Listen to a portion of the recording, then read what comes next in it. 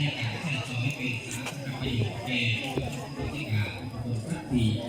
ที่เป็นฝ่ายนะครับพอเมื่อการที่ว่าพอเมื่อการที่ทางที่ทางที่ไปก็ดีมีแม่ในงานดีมุ่งหมายที่จะสร้างกุศลที่ในปากเตตัวอะไรหรือว่าเป็นพระประธานที่มีลวดลายเอกลักษณ์อันแปลก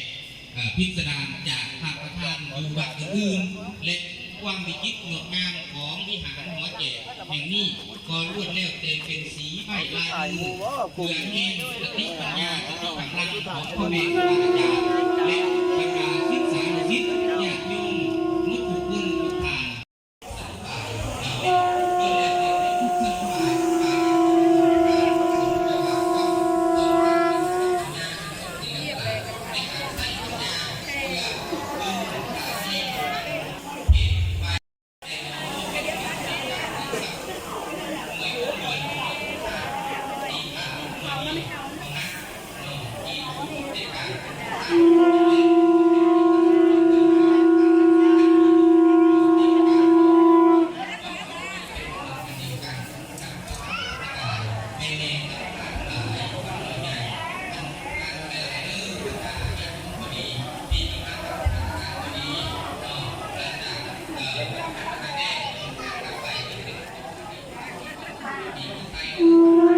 จับไปเลยจับไปลง